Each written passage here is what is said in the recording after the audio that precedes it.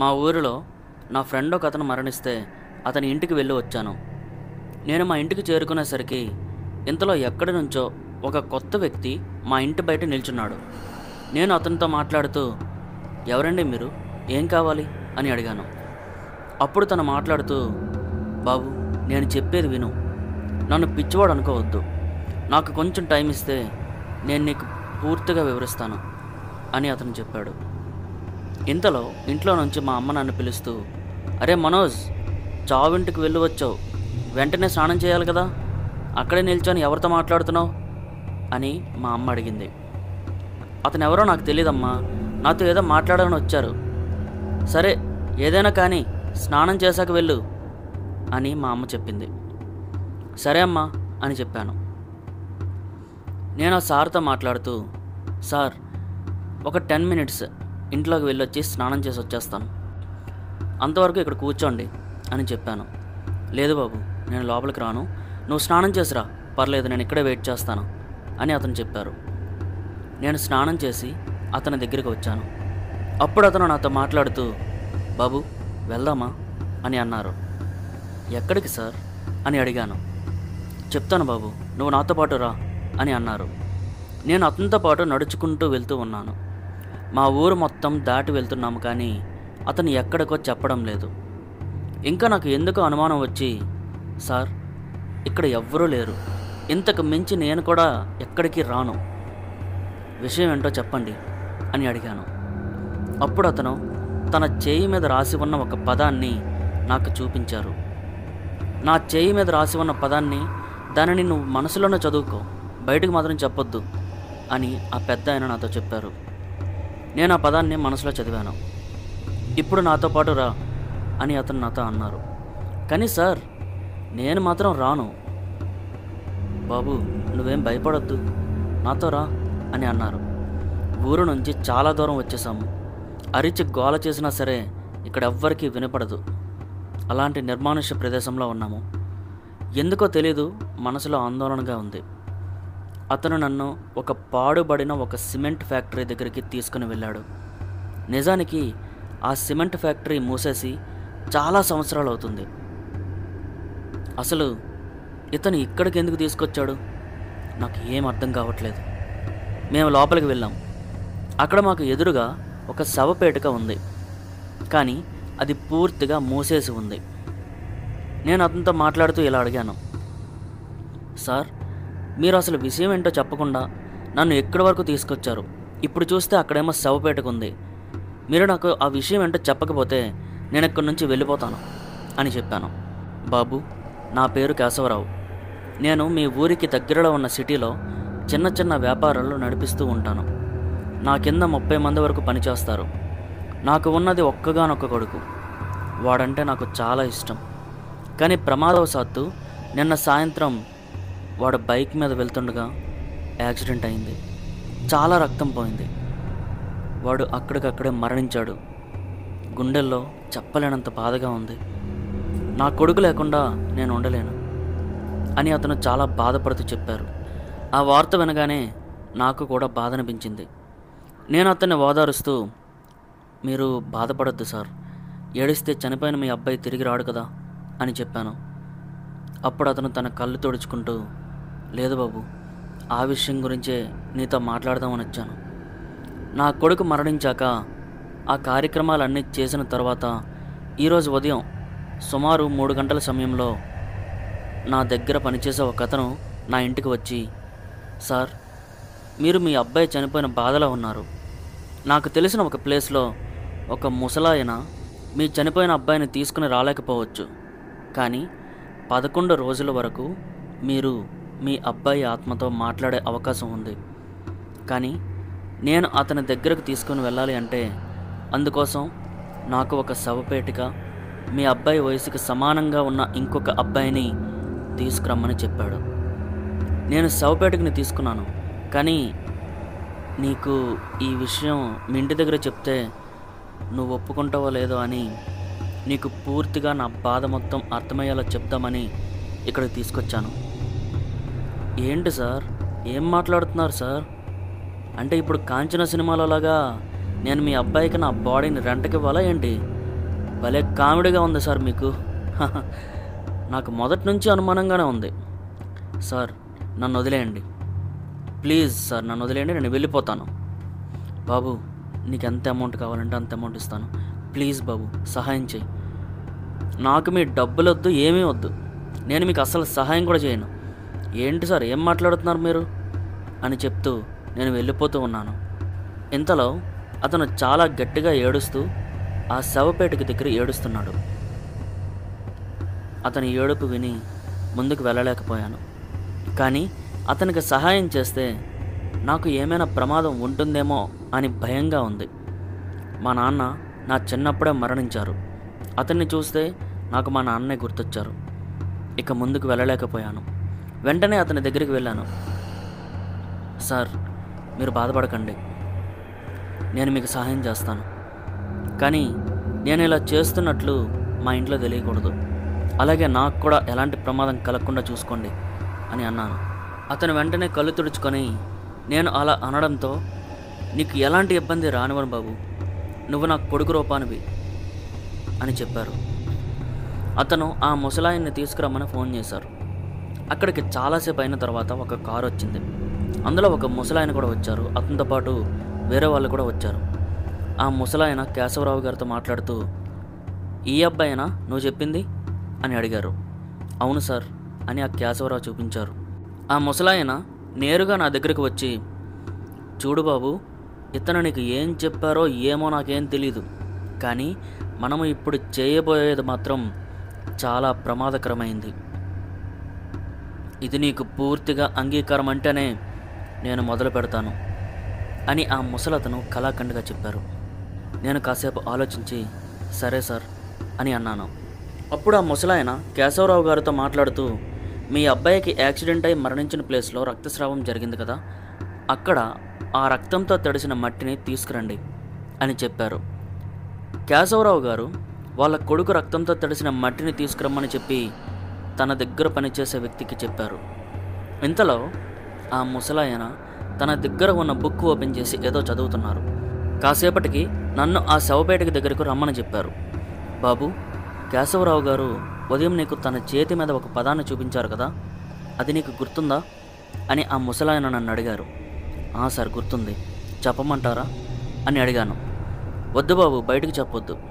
చాలాసేపటికి కేశవరావు గారు మట్టి తీసుకురమ్మని పంపిన వ్యక్తులు మా దగ్గరికి వచ్చారు. ఆ రక్తంతో తడిసిన మట్టిని చూసి కేశవరావు గారు చాలా బాధపడ్డారు. ఆ ముసలాయన ఆ రక్తంతో తడిసిన మట్టిని తీసుకొని ఆ శవపేటికలో వేశారు. ఆ తర్వాత నా చూపుటి వేణిని సూదితో పొడిచి నా రక్తాన్ని కూడా ఆ రక్తంతో కలిపారు. నిజంగా నాకు కళ్ళు తిరుగుతున్నట్లుగా అనిపిస్తుంది. ఆ ముసలాయన నాతో మాట్లాడుతూ, బాబు, నువ్వు ఈ శవపేటిక లోపలికి వెళ్ళి పడుకున్న తర్వాత కాసేపటికి నువ్వు పూర్తిగా నిద్రలోకి జారుకుంటావు. నీకు ఏ సమయంలో అయినా ఇబ్బందిగా అనిపించినా, లేదంటే ఏదైనా శక్తి నీ ఆధీనం దాటుతుందని నీకు అనిపించినప్పుడు నీ చేయి మీద ఇందాక రాసుకున్నావు కదా, అదే ఉదయం కేశవరావు గారు నీకు ఒక పదాన్ని ఇచ్చి బయటకు చెప్పొద్దన్నారు, ఆ పదాన్ని మనసులో స్మరించుకో అని ఆ ముసలతను చెప్పారు. నాకు కొంచెం భయంగా, కొంచెం ఆందోళనగా ఉంది. మనసులో దేవుణ్ణి ప్రార్థించి నేను ఆ శవపేటకు లోపలికి వెళ్ళి పడుకున్నాను. నాకు తల తిరుగుతున్నట్లుగా అనిపిస్తుంది. నేను నెమ్మదిగా నిద్రలోకి వెళ్ళిపోయాను. నా గుండె చప్పుడు మాత్రమే నాకు తెలుస్తుంది.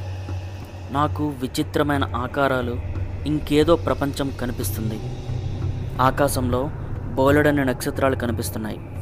అప్పటి వరకు అంతా బాగానే ఉంది, కానీ ఎన్నో లక్షల కిలోమీటర్ల దూరంలో ఉన్న ఆ నక్షత్రాలన్నీ నా మీద పడడానికి నా వైపు చాలా వేగంగా దూసుకుంటూ వస్తున్నట్లుగా అనిపిస్తుంది. అక్కడ నుంచి నేను పరిగెత్తడం మొదలుపెట్టాను. నా గుండె వేగం పెరిగిపోతుంది. నాకు నిజంగా భయం వేస్తుంది. ఆ నక్షత్రాలు నాకు చాలా దగ్గరగా వస్తున్నాయి. నేను వేగంగా పరిగెడుతున్నాను. వాటన్నింటిలో 2 నక్షత్రాలు మాత్రం నాకు చాలా దగ్గరగా వచ్చేసాయి. అందులో ఒకటి బ్లూ కలర్లో ఉంది, ఇంకొకటి రెడ్ కలర్లో ఉంది. కానీ ఆ బ్లూ కలర్ నక్షత్రం కంటే ఆ రెడ్ కలర్ నక్షత్రం ఒక్కసారిగా చాలా వేగంగా నా మీద పడి నన్ను ఒక్కసారిగా ఆవహించింది. కానీ నన్ను ఆవహించిన ఆ నిమిషం నేను ఒక భయంకరమైన ఆకారాన్ని చూశాను. ఆ క్షణం నా గుండె వేగం పెరిగిపోయింది. ఆ ఆకారాన్ని ఎంత చూడకూడదు అని నేను ప్రయత్నించినా నా వలన కావడం లేదు. ఇక నేను తట్టుకోలేక వెంటనే ఆ ముసలతను చెప్పినట్లుగా బయటకు చెప్పకూడని ఆ పదాన్ని చాలా గట్టిగా అరుస్తూ బయటకు చెప్పాను. వెంటనే నేను నా ఆధీనంలోకి వచ్చినట్లుగా అనిపించింది. నా శరీరం మొత్తం చెమటలతో తడిసిపోయింది. నేను వెంటనే శవపేటకు నుంచి బయటకు వచ్చాను. అప్పుడు నేను త్రాగటానికి మంచినీళ్ళు ఇచ్చారు. నాకు భోజనం పెట్టారు. నా ఎదురుగా కేశవరావు గారు ఉన్నారు. నేను అతనితో మాట్లాడుతూ, ఏమైంది సార్, మీ అబ్బాయితో మాట్లాడారా? అప్పుడు అతను మాట్లాడుతూ, లేదు బాబు, ప్రయత్నించాం, కానీ ఎలాంటి ఫలితం కూడా లేదు. అందుకే నిన్ను ఇంకా ఇబ్బంది పెట్టడం కరెక్ట్ కాదని నేనే ఆపేశాను. ఆ ముసలతను ఎక్కడ సార్ అని అడిగాను. అతను కూడా వెళ్ళిపోయారు అని చెప్పారు. నిన్ను మా వాళ్ళు నీ ఇంటి దగ్గర డ్రాప్ చేస్తారు, వెళ్ళు. అండ్ చాలా థ్యాంక్స్ బాబు, నా కోసం నువ్వు సహాయం చేయడానికి ముందుకు వచ్చావు అని అతను చెప్పారు. నేను ఆ సిమెంట్ ఫ్యాక్టరీ నుంచి బయటకు వచ్చాను. కానీ ఆశ్చర్యకరమైన విషయం ఏంటంటే నేను బయటకు వచ్చేసరికి చీకటి పడిపోయింది. మేము వచ్చింది ఉదయం 10 గంటల సమయంలో. నేను వెళ్ళి కారులో కూర్చున్నాను. ఆ కారులో నన్ను మా ఇంటి దగ్గర డ్రాప్ చేశారు. వాళ్ళు వెళ్ళిపోయారు. నాకు చాలా నీరసంగా ఉంది. నేను ఇంటికి వెళ్తే మా అమ్మ నన్ను తినడానికి పిలిచింది. కానీ నాకు అస్సలు ఓపిక లేకపోవడంతో నేను వెళ్ళి నా రూమ్లో నిద్రపోయాను. కలలో మళ్ళీ ఆ వింత ప్రపంచం కనిపిస్తుంది. కాకపోతే ఈసారి మాత్రం ఆకాశంలో నక్షత్రాలు ఏమీ లేకుండా కేవలం రెడ్ కలర్లో ఉండే నక్షత్రం మాత్రమే కనిపిస్తుంది. నేను ఊహించినట్లుగానే ఆ నక్షత్రం నా వైపు రావడం మొదలైంది. మళ్ళీ నేను పరిగెత్తుతూ ఉన్నాను. కానీ అది నన్ను వెంటాడుతూనే ఉంది. నేను ఎంత ప్రయత్నించినా నా వలన కాలేదు. అది ఒక్కసారిగా వచ్చి నా మీద ఆవహించింది.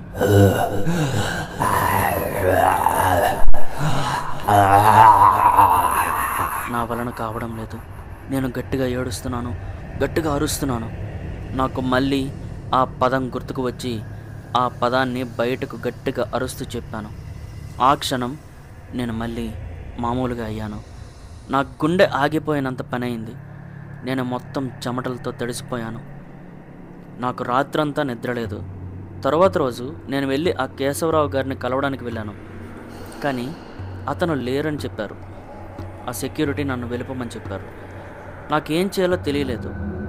ఈ కేశవరావు గారే ఏదో తప్పు చేసి ఉంటారు, అందుకే నన్ను కలవనివ్వడం లేదు. అప్పుడు నేను ఆ ముసలతన్ని కలవడానికి ట్రై చేశాను.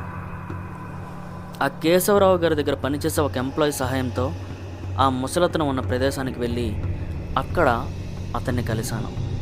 అప్పుడు అతను నాతో మాట్లాడుతూ, బాబు, నువ్వు కలిసినట్లు కానీ లేదంటే నేను నీకు ఈ విషయాన్ని చెప్తున్నట్లు కానీ ఎవ్వరికీ చెప్పకు. ఆ కేశవరావు గారు అతని కొడుకుని కలవడానికి ప్రయత్నించిన విషయం నిజమే, కానీ నిన్ను శవపేటికలో పెట్టిన తర్వాత నీలో ఆవహించింది కేశవరావు కుమారుని ఆత్మ కాదు, వేరే ఇంకెవరితో ఆత్మ. ఆ మాట వినగానే నా గొంతు వెంట మాట రాలేదు. నిన్న మనం చేసిన ఆ ప్రక్రియలో చనిపోయిన వ్యక్తి యొక్క రక్తం సమాన వయస్సు కలిగిన నీ యొక్క రక్తం కలయికతో అతని కుమారునితో అతను మాట్లాడుతాడు అని అనుకున్నాం. ఈ ప్రక్రియలో నీకు ఏమైనా ఇబ్బంది అయితే నువ్వు ఆ పదాన్ని బయటకు చదివితే ఆ ప్రక్రియ ఆగిపోతుంది. మా వైపు నుంచి ఆ ప్రక్రియని ఆపాలంటే చనిపోయిన వ్యక్తికి రక్త సంబంధికులు అంటే వాళ్ళ నాన్నగారి యొక్క రక్తపు బొట్టుని నీ నుదుటిపైన వేస్తేనే నువ్వు బయటకు వచ్చేస్తావు. కానీ నిన్న నీ మీద ఆవహించిన ఆ ఆత్మ ఎవరిదో కూడా మాకు తెలియదు. నిన్న మన చుట్టూ ఆ తెలియని ఆత్మకు సంబంధించి ఎవరుంటారు? ఎవ్వరూ లేరు. మనిషినైతే కనిపెట్టగలం, ఆత్మని దెయ్యాన్ని ఎలా కనిపెట్టగలం? కానీ నువ్వు బయటకు వచ్చేసావు కాబట్టి ఇంకా ఏ సమస్య ఉండదని నేను వెళ్ళిపోయాను. అతను నిన్ను పంపించేశారు. కానీ సార్, సమస్య ఉంది సార్. నాకు నైట్ అంతా నిద్రలేదు. మళ్ళీ అవే కలలు, అదే భయంకర ఆకారం నాకు కలలో పిచ్చి పిచ్చిగా వస్తున్నాయి. అప్పుడు అతను మాట్లాడుతూ, నన్ను క్షమించు బాబు, దీనికి నేనేం చేయలేను అని అన్నారు. మరి మరి దీనికి పరిష్కారమే లేదా సార్ అని అడిగాను. ఉంది బాబు, నిన్ను వెంటాడుతున్న ఆ దెయ్యం రూపం ఎవరిదో మనకు తెలియాలి. ఆ రూపం యొక్క రక్త సంబంధికులు ఇక్కడకు వచ్చి శవపేటికలో నువ్వు పడుకున్నప్పుడు వాళ్ళు వాళ్ళ రక్తపు బొట్టని నీ నుదుటిపైన వేయిస్తే అప్పుడు నీకు ఉన్న ఈ సమస్య పోతుంది అని ఆ ముసలతను చెప్పారు. నాకు ఏం చేయాలో కూడా అర్థం కాలేదు. నాకు నరకంలా అనిపిస్తుంది. ఇంట్లో చెప్పుకోలేను. బయటికి కనిపించని ఆ దెయ్యాన్ని ఎక్కడని వెతకాలి? ఆ దెయ్యం సంబంధికుల్ని నేను ఎక్కడి నుంచి తీసుకురావాలి? నా తల బద్దలైపోతున్నట్లు అనిపించింది. చాలా భయంగా ఉంది. నేను మా ఊరి చివర కూర్చుంటే ఎవరో వచ్చి, బాబు, ఇక్కడ గంగాధర్ ఇల్లు ఎక్కడా అని అడిగారు. 3వ వీధి చివరిల్లు అని చెప్పాను. అప్పుడే నాకు ఒక ఆలోచన వచ్చింది. నేను వెంటనే గంగాధర్ వాళ్ళ ఇంటికి వెళ్ళి అక్కడ వాళ్ళ తమ్ముడున్నాడు, వాడితో మాట్లాడుతూ, అరే మౌలి, ఇలా అడుగుతున్నానని వేరేలా అనుకోవద్దు. మీ అన్నయ్య చనిపోయింది యాక్సిడెంట్లో అని తెలుసు, కానీ సరిగ్గా ఎక్కడ చనిపోయాడో ప్లేస్ తెలీదు, ఎక్కడా అని అడిగాను. అదే అన్న, మన ఊరు నుంచి సిటీకి వెళ్ళే దారిలో ఒక హైవే దగ్గర. అటు నుంచి వేరే ఎవరో అబ్బాయి బండి మీద వస్తున్నాడు, ఇటు నుంచి మా అన్నయ్య బండి మీద వెళ్తున్నాడు. ఒక్కసారిగా ఇద్దరు ఆ స్పీడ్ని కంట్రోల్ చేయలేకపోయారు. కరెక్ట్గా యూటర్న్ దగ్గర ఆ స్పాట్లోనే ఇద్దరు చనిపోయారు. చాలా ఘోరం తమ్ముడు. అవును మౌలి, అటువైపు అబ్బాయి ఎవరో తెలుసా అని అడిగాను. అన్న, అదే ఆ సిటీలో ఎవరో కేశవరావు అని ఒక బిజినెస్ మ్యాన్ ఉన్నాడంట, అతనికి ఉన్న ఒకే ఒక కొడుకంట. ఆ మాట వినగానే నాకు మైండ్ పోయినట్లు అనిపించింది. నేను సరిగ్గా ఆలోచిస్తే ఆ ముసలతను మట్టి తీసుకురమ్మని పంపించినప్పుడు కేశవరావు మనుషులు వెళ్ళి తీసుకొచ్చిన మట్టిలో ఉన్న రక్తం కేశవరావు కొడుకుది కాదు, ఈ మౌలి యొక్క అన్నది. అందుకే నాకు ఆ దెయ్యం రూపం ఎవరిదో తెలియలేదు. నాకు ఉన్న సమస్యకి పరిష్కారం దొరికింది. నేను వెంటనే మౌలికి జరిగిందంతా వివరించాను. తన ముందు ఒప్పుకోలేదు, కానీ తన అన్నయ్యతో మాట్లాడొచ్చు అనే అవకాశం కోసం తను ఒప్పుకున్నాడు. నేను మౌలిని తీసుకొని ఆ ముసలతన్ని కలిశాను. ఆ ప్రక్రియ మొత్తం జరిగిన తర్వాత మౌలి వాళ్ళ అన్నయ్యతో మాట్లాడుతూ చాలా హ్యాపీగా ఫీల్ అయ్యాడు, చాలా బాధపడ్డాడు కూడా. తన రక్తపు బొట్టుని నా నుదుటి మీదనే వేశాక ఇక నాకు శరీరం మొత్తం చాలా తేలికగా అనిపించింది. ఆ రోజు రాత్రి మా అమ్మ చేసిన భోజనం తిని అలా బయటకు వచ్చి పైన ఆకాశంలో ఉన్న నక్షత్రాలను చూస్తూ ఉన్నాను. అప్పుడు నాకు అర్థమైంది ఏంటంటే, రెడ్ కలర్ నక్షత్రం వెనుక వచ్చిన బ్లూ కలర్ స్టార్ ఎవరో అని. ఇక ఎక్కువ ఆలోచించకుండా నా రూమ్ లోపలికి వెళ్ళి ప్రశాంతంగా నిద్రపోయాను.